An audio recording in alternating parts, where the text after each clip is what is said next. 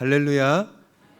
우리 사랑의 교회 주일 2부 예배 오신 우리 성도님들 너무 잘 오셨습니다. 주의 이름으로 환영합니다.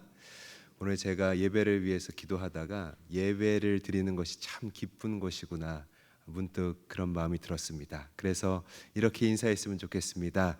예배드림이 기쁨됩니다. 예배드림이 기쁨됩니다. 예배드림이 기쁨됩니다. 이 기쁨 모두 얻고 돌아가시면 좋겠고요. 또 수고스럽지만 한 번만 더 인사하면 좋겠습니다. 이번에 인사할 때는 하나님이 지금 함께 하십니다. 하나님이 지금 함께 하십니다. 하나님이 함께 하십니다. 감사합니다. 오늘 말씀은 고난과 형통에 관한 내용입니다. 고난과 형통. 여러분이 고난과 형통이란 말을 보면요, 사실 반대인 것처럼 느껴지죠. 고난, 형통, 같은 선상에 있을 것 같지 않은 말들입니다. 근데 공통점이 있습니다. 그게 뭘까요? 둘 다 이 고난과 형통 둘 다 하나님의 사람에게는요, 둘 다 정상적인 모습이라는 겁니다. 하나님의 사람에게는 고난도 정상적인 모습이고 형통도 자연스러운 모습이라는 거죠. 그러니 고난과 형통은요, 따로 떨어져 있는 게 아닙니다. 고난 중에 형통이 있고요, 형통한 삶 속에는 고난도 있는 겁니다. 여러분, 이 사실을 잘 보여주는 사람이 있습니다. 요셉입니다. 우리가 오늘 읽은 본문이 바로 이 요셉의 얘기입니다. 그럼 여러분, 이 요셉은 어떤 사람일까요? 요셉은요, 버려진 사람입니다. 요셉은 버림받았습니다. 누가 그를 버렸을까요? 바로 그의 형제들입니다. 요셉은 형제들에게 버려졌습니다. 형제들이라고 하면 이 피부치인데 왜 피부치들이 요셉을 버렸을까요? 두 가지 정도의 큰 이유가 있습니다. 첫 번째 이유는 아버지가 형제 중에서 요셉을 유독 편애했고요. 두 번째 이유는 평소 요셉의 언행이 형들에게 시기심을 불러일으켰기 때문입니다. 안 그래도 아버지가 요셉만 좋아해서 기분이 안 좋았는데 요셉의 이 교만한 말들이 형들을 화나게 한 겁니다. 그래서 요셉만 보면요, 형들은 스트레스를 굉장히 많이 받은 겁니다. 그리고 그 원인 제공을 상당 부분 요셉이 자기 말을 통해서 했던 걸로 보입니다. 그래서 형들은 결국 이 요셉을 상인들에게 팔아버렸던 겁니다. 이렇게 요셉은 버려졌습니다. 버림받았습니다. 오늘 본문은요, 바로 그 이후의 일들입니다. 우리 1절 말씀을 다 같이 읽겠습니다. 시작. 요셉이 이끌려 애굽에 내려가매 바로의 신하 친위대장 애굽 사람 보디발이 그를 그리로 데려간 이스마엘 사람의 손에서 요셉을 산이라. 아멘. 여러분, 우리가 읽은 1절 무엇을 가리키고 있습니까? 요셉이 버림받고 이 낯선 땅에서 노예가 됐다는 걸 알려줍니다. 요셉이 노예가 된 사건, 낯선 땅에서 노예가 된 이 사건은요, 어떤 의미를 가지고 있을까요? 이 사건은 무슨 뜻일까요? 요셉의 고난이 시작됐다는 걸 보여줍니다. 아버지의 사랑을 독차지하던 아들이 낯선 땅에서 노예 신세가 된 건요, 어땠을까요? 이건 분명 어려움입니다. 고난인 겁니다. 그렇지 않습니까? 얼마나 이 달라진 현실이 아버지한테 사랑 독차지하고 귀여움 받고 그랬던 아들이 낯선 땅에 생면부지의 땅에 와서 노예로 산다는 것, 얼마나 그 현실이 한순간에 바뀌었습니까? 그리고 여기에 얼마나 적응하기가 어려웠겠습니까? 고난인 겁니다. 요즘 군대가 이제 좋아졌다고는 하지만요, 군대 가는 사람들이 다 각자 집에서는 사랑받는 아들들이잖아요.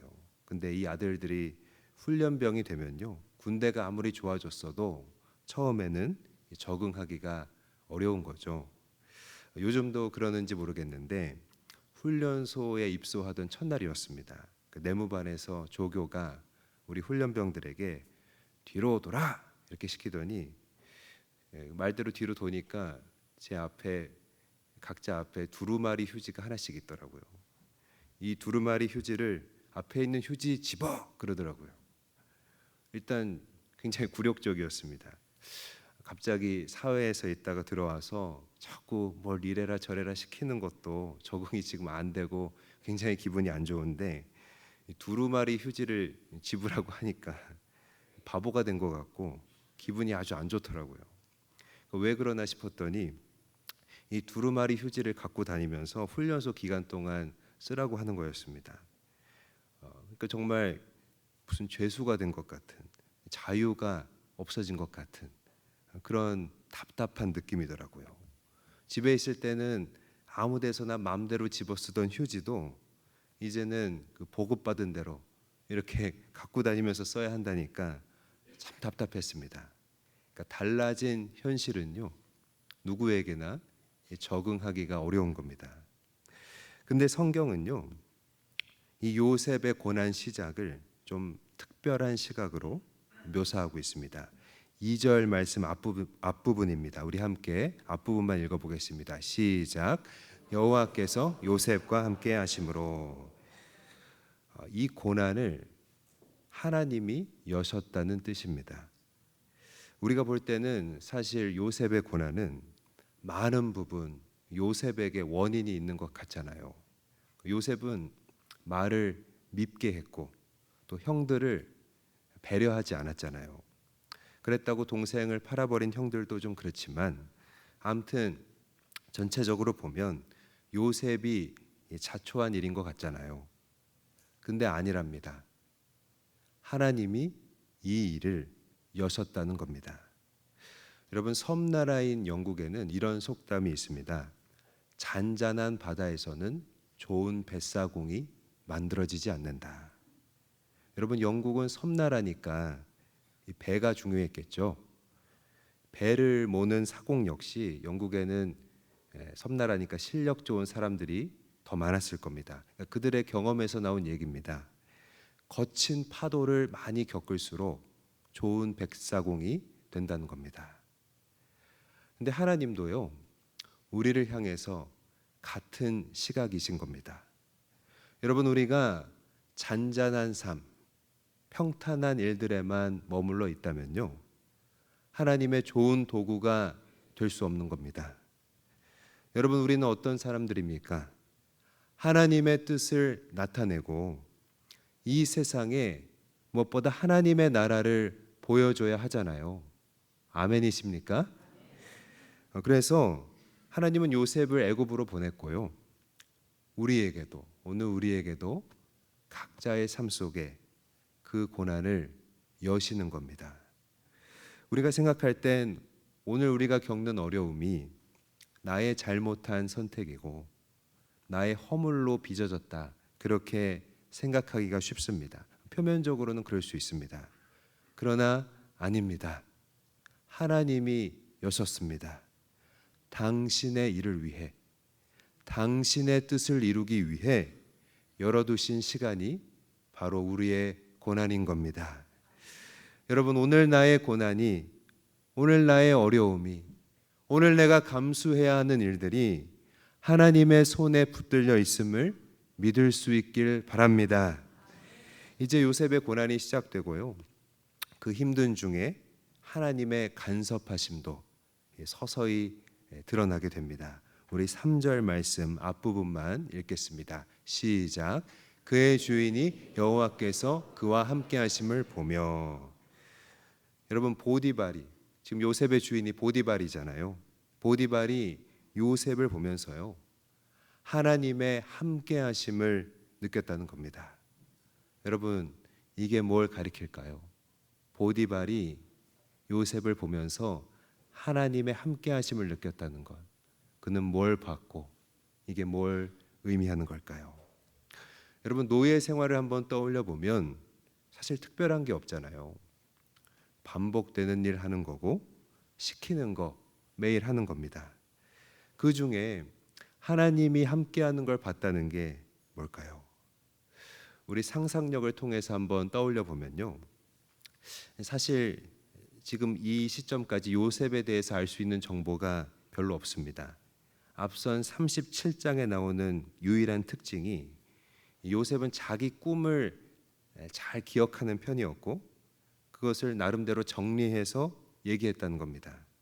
그러니까 이걸 통해서 추론을 해보면 좀 머리가 좋은 편이었다, 요셉은 명석했다, 그렇게 생각할 수가 있겠죠. 보디발이 다른 노예들처럼 요셉에게도 일을 맡겼는데 요셉은 그 일 처리를 조금 효율적으로 잘했던 것 같고요. 실제로 보디발의 일에 보탬이 됐을 겁니다. 그리고 그걸 보고 보디발은 궁금증이 들었을 겁니다. 요셉은 왜 다른 노예들과 좀 다른가? 요셉을 주목했겠죠. 요셉이 어떻게 생활하는지 유심히 봤을 겁니다. 그러다가 요셉의 기도하는 모습도 봤을 겁니다. 요셉에게 관심이 있었으니까 뭘 기도하나, 어떤 내용을 기도하는지도 이렇게 들었을 수 있겠죠. 요셉이 뭘 기도했을까요? 이 힘든 노예 생활, 내가 해야 하는 일들을 하나님 도와주십시오, 하나님께 도와달라는 이 요셉의 기도 소리를 보디발이 들었을 겁니다. 근데 어느 날 보니까 요셉이 기도하는 대로 지금 그 일들이 이루어져 가고 있는 겁니다. 보디발은요, 하나님이 요셉과 함께하는 걸 본 겁니다. 근데 이 일들은 아마도 빨리 드러나진 않았을 겁니다. 오늘 본문은 짧잖아요. 5구절 정도밖에 안 되잖아요. 본문은 단지 몇 구절로 이 일들을 짧게 설명하고 있지만 보디발이 실제로 이걸 보기까지는, 하나님이 요셉과 함께한다는 것을 알게 되기까지는 꽤 시간이 걸렸을 겁니다. 여러분, 우리가 간과해서는 안 되는 점이 있습니다. 본문에는 요셉의 기분, 요셉의 태도가 안 나와 있다는 겁니다. 지금 주어가 다 여호와 하나님입니다. 우리 2절부터 한번 보겠습니다. 2절 띄워주시고요. 읽겠습니다. 시작. 여호와께서 요셉과 함께 하심으로 그가 형통한 자가 되어. 3절입니다. 또 여호와께서 그의 범사에 형통하게 하심을 보았더라. 5절입니다. 여호와께서 요셉을 위하여 그 애굽 사람의 집에 복을 내리심으로. 여러분, 지금 본문은 요셉의 고난을 말하고 있습니다. 근데 지금 이 고난을 요셉이 살고 있는데 성경이 그 고난을 설명할 때는 전면에 누가 지금 돋보이고 있습니까? 전면에 누가 이 시간을 끌어가고 있다고 말하고 있는 겁니까? 여호와께서 함께 하심으로, 여호와께서 형통케 하심으로, 여호와께서 복을 내리심으로. 그러니까 요셉의 고난인데 성경이 말하는 전면에는 다 여호와인 겁니다. 요셉의 고난을 이끌어 가시는 분이 창세기 본문에 보니까 누굽니까? 하나님입니다. 여러분, 본문은요, 요셉의 표정을 안 보여줍니다. 그의 직접적인 말도 아직까지는 안 나옵니다. 여러분, 보디발이 이 요셉에게 하나님의 함께 하심이 있다는 것을 보게 되기까지 요셉은요, 다른 노예들처럼 맞기도 하고 참아야 했을 겁니다. 또 만리타양 생면부지의 땅에 왔잖아요. 유일한 자기 편이었던 아버지와 생이별했으니까 그 하루하루가 눈물 흘리며 마음 찢어졌을 겁니다. 그 시간을 지금 성경이 5구절을 통해서 어떻게 기록하고 있는지를 여러분 주목하십시오. 여호와께서 함께 했다고 하는 겁니다. 여호와께서 형통케 하시고 여호와께서 복을 내리셨다는 겁니다. 여러분, 우리 신자들에게 맞고 참고 눈물 흘리는 시간은요, 여호와께서 함께하는 시간인 줄 믿습니다. 영국 북쪽에 있는 바다를 북해라고 하는데요, 거기에서는 청어가 참 많이 잡힌다고 합니다.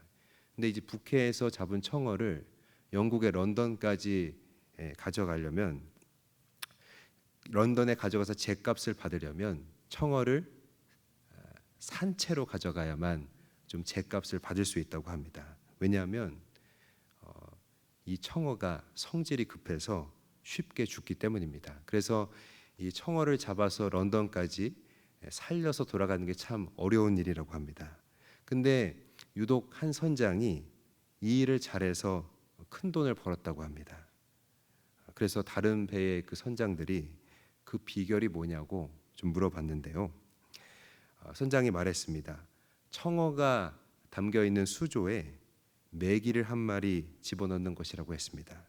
그러니까 메기는 청어의 천적이거든요. 이 메기에게 먹히지 않으려고 청어들이 이리 피하고 저리 피하는 중에 목적지까지, 런던까지 살아서 가게 된다는 겁니다. 여러분, 여기에서 우리가 알 수 있는 것 무엇입니까?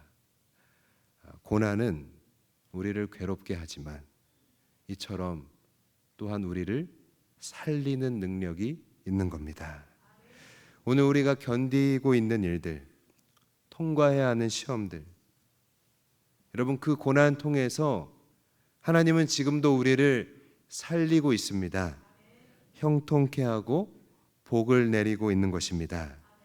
여러분, 우리 고난이 실제로는 우리를 살리고 있음을 믿을 수 있길 바랍니다. 요셉의 고난 일막은 그가 보디발의 집에 가정 총무가 되는 걸로 이렇게 귀결이 됩니다. 사람들은 노예로 가서 이제 가정 총무가 됐다고 하니까 출세했다고, 잘 된 거라고 그렇게 생각하기가 쉬운데요. 역시 요셉의 표정이 지금 본문에 나와 있지 않다는 것을 우리는 기억해야 합니다.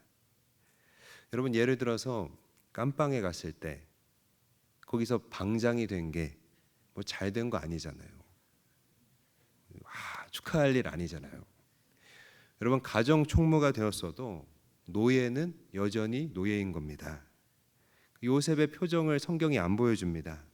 이 점에서 그는 여전히 많은 부분 답답했을 수 있다는 것을 우리는 염두에 둬야 하는 겁니다.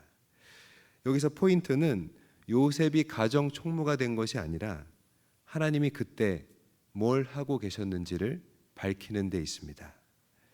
여러분, 요셉은 현재를 언제 벗어날 수 있을지 막막했지만요, 성경은 계속 하나님이 일하고 계셨다고 얘기하는 겁니다. 우리 5절 말씀을 함께 읽겠습니다. 시작. 그가 요셉에게 자기의 집과 그의 모든 소유물을 주관하게 한 때부터 여호와께서 요셉을 위하여 그 애굽 사람의 집에 복을 내리심으로 여호와의 복이 그의 집과 밭에 있는 모든 소유에 미친지라. 아멘. 여러분, 요셉은 답답했지만요, 하나님은 그 요셉이 답답한 중에 보디발을 축복하고 계셨습니다. 그 요셉이 가정 총무가 된 후로 보디발의 재산이 계속 늘어나는 겁니다. 근데 이게 요셉을 위해서였다고 하는 겁니다. 아마 요셉은 이 일들이 요셉 자신을 위해서 일어나는 거라는 것을 몰랐을 수 있습니다. 그는 여전히 노예로서 반복되는 하루하루와 씨름하고 있었을 겁니다.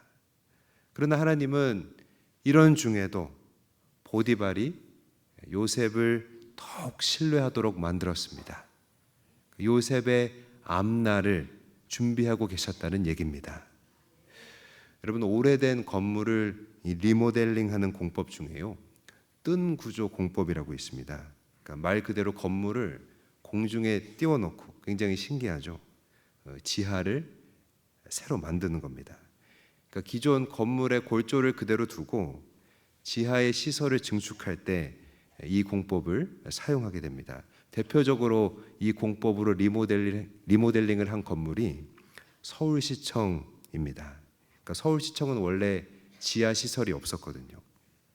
그래서 이 서울시청의 지하를 만들기 위해서 건물이 서 있는 땅을 팠습니다. 그러니까 즉 그림에서 보이는 것처럼 땅이 허당이 됐죠. 저 허당 위에 서울시청 건물을 띄워놔야 밑에 지하를 만들 수가 있는 겁니다. 이 작업을 하기 위해서 지하에 건물을 지지할 수 있는 지지대를 수없이 받고 유압으로 이 건물을 들어 올릴 수 있는 장치를 많이 설치해서요 5,000톤이 넘는 저 건물을 공중에 띄워 놓았던 겁니다.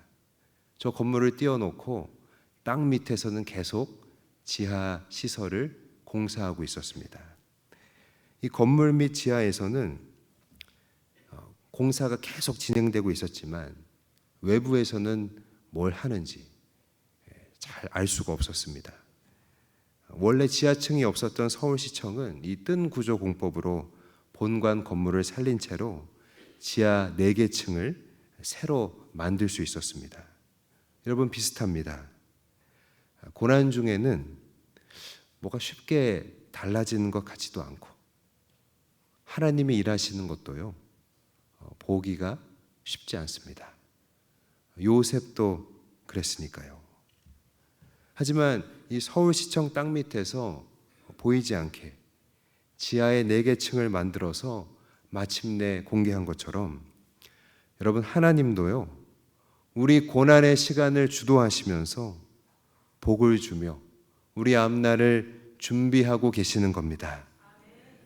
우리의 고난을 여셔서 당신이 준비한 미래를 주시는 땅 밑에서 많은 작업을 통하여서 우리의 준비한 미래를 열어가시는 우리 하나님을 신뢰할 수 있기를 바랍니다.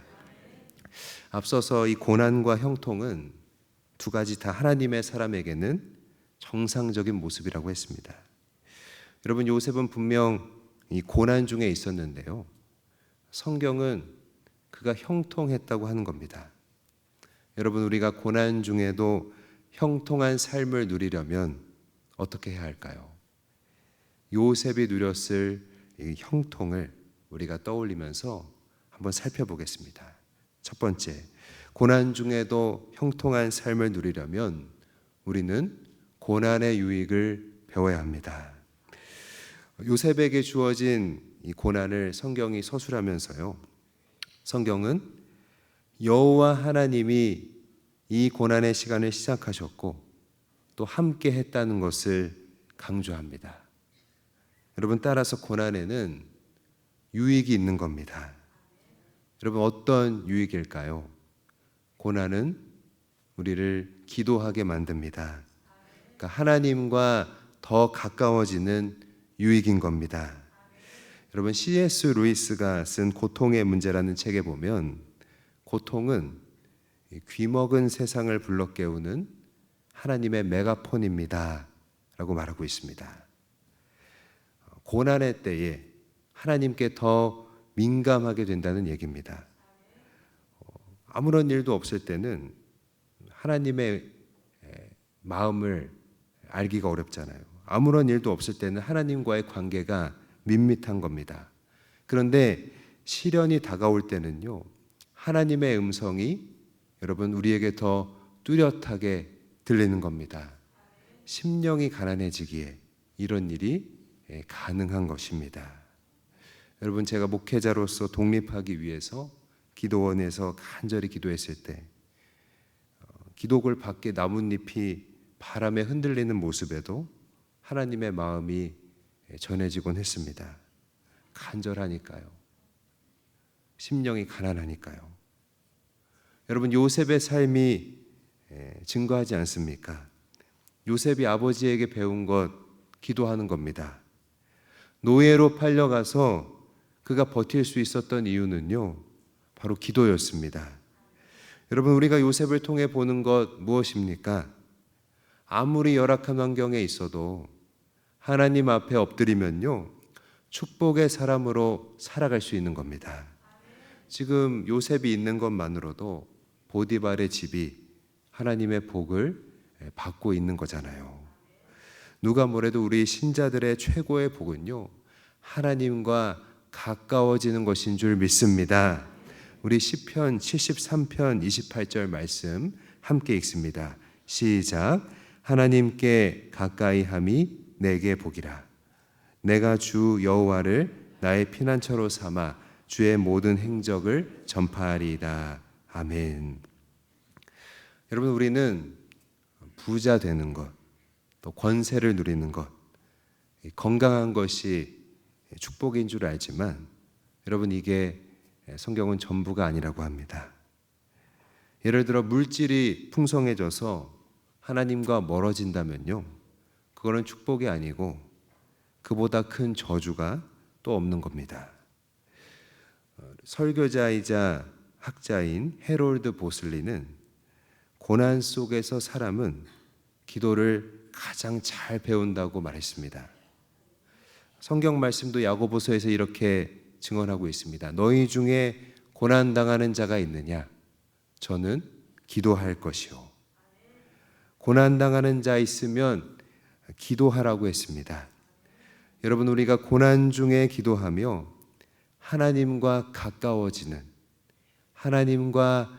가까워지는 이 형통을 경험할 수 있게 되기를 축복합니다. 두 번째, 고난 중에도 형통하려면 우리는 주님을 위한 고난에 참여해야 합니다. 여러분, 고난 속의 진정한 형통은요, 주님을 위한 고난에 동참하게 되는 것입니다. 우리 베드로전서 4장 14절 말씀 함께 읽습니다. 시작. 너희가 그리스도의 이름으로 치욕을 당하면 복 있는 자로다. 영광의 영 곧 하나님의 영이 너희 위에 계심이라. 아멘. 여러분, 요셉의 고난은요, 어떤 일이 됐습니까? 자기를 버렸던 형들을 용서하고 가족을 구원하며 나라를 살리기 위한 일이 되었잖아요. 이것이 바로 그가 고난 중에 경험한 형통인 것입니다. 우리 마태복음 5장 11절에서 12절 말씀도 한번 읽겠습니다. 시작. 나로 말미암아 너희를 욕하고 박해하고 거짓으로 너희를 거슬러 모든 악한 말을 할 때에는 너희에게 복이 있나니 기뻐하고 즐거워하라. 하늘에서 너희의 상이 큼이라. 너희 전에 있던 선지자들도 이같이 박해하였느니라. 아멘. 여러분, 그리스도의 이름으로 받는 고난은요, 주의 일을 위해 감수하는 일들은요, 사실 축복입니다. 우리가 읽었잖아요. 하늘의 상이 우리에게 크기 때문입니다. 여러분, 예수님을 떠올려 보십시오. 우리 예수님은 이런 고난을 우리보다 먼저 자청하셨습니다. 여러분, 예수님의 십자가 고난이 없었다면 지금 내 죄는 어떻게 되었을까요? 예수님이 십자가 고난을 통하여 우리를 구원하신 겁니다. 우리 디모데후서 1장 8절 말씀 함께 읽습니다. 시작. 그러므로 너는 내가 우리 주를 증언함과 또는 주를 위하여 갇힌 자 된 나를 부끄러워하지 말고 오직 하나님의 능력을 따라 복음과 함께 고난을 받으라. 아멘. 여러분, 우리는 주를 위한 일들을 결단해야 하고요, 거기에 따르는 고난이 있다면 역시 함께 해야 하는 것입니다. 그것이 결국 우리의 형통이고 축복인 줄 믿습니다. 조숙했지만 몸이 약했던 천재 과학자 파스칼은요, 뒤늦게 하나님을 알고 고통의 병상에서 이렇게 고백했다고 합니다. 하나님, 당신은 당신을 섬기라고 내게 건강을 주셨지만 나는 모두 그 건강을 이 세상을 위해 다 써버리고 말았습니다. 이제 당신은 나를 깨우쳐 주시려고 나에게 병을 주셨습니다. 여러분, 늦기 전에 그게 무엇이든 주를 위한 일을 결단할 수 있길 바랍니다. 데이빗 브링클리라는 미국의 유명한 언론인이 있었습니다. 그가 남긴 말인데요, 신은 가끔 빵 대신에 벽돌을 던져주신다. 빵이 필요한데 벽돌을 준다는 겁니다. 고난이죠. 어떤 사람은 원망하면서 그 벽돌을 차다가 발가락이 더 부러지기도 하는데요. 어떤 사람은 이 고난이라는 벽돌을 주춧돌로 삼고 기막힌 집을 짓기도 하는 겁니다. 여러분, 이 말은 고난을 대하는 태도를 말하는 겁니다. 여러분, 빵 대신 벽돌을 주는 것, 빵이 필요한데 벽돌을 던져주는 것, 누구나 원치 않는 것이죠. 근데 고난이라는 벽돌은요, 발로 차버리라고 주는 게 아닙니다. 그걸 기초로 주님의 고난에 동참하고 멋진 신앙의 집을 짓는 우리 성도님들이 되시기를 주의 이름으로 축복합니다. 우리 말씀을 정리하겠습니다. 오늘 요셉이 버려졌다는 얘기로 시작했습니다. 여러분, 사람들이 무언가를 버릴 때 왜 버리는 걸까요? 쓸모가 다했거나 상했기 때문입니다. 다시 말해서 더 이상 필요 없기 때문에 버리는 겁니다. 그러니까 사랑받지 못한 것만이 버려지죠. 여러분, 요셉은요, 이렇게 사랑받지 못해서 버려진 인생이었습니다. 하지만 보석은요, 임자를 잃었다고 그 가치마저 잃지는 않는 법입니다. 요셉은 버려졌지만 고난 중에도요, 여전히 값지고 귀하고 빛났습니다. 왜입니까? 하나님께서 그와 함께 하셨기 때문입니다. 우리 고난 속에서 여러분, 우리를 알아보고 애지중지하고 사랑하시는 분이 계십니다. 바로 하나님입니다. 하나님은 우리 고난의 시간을 함께하며 복을 주며 우리 앞날을 준비하고 계시는 겁니다.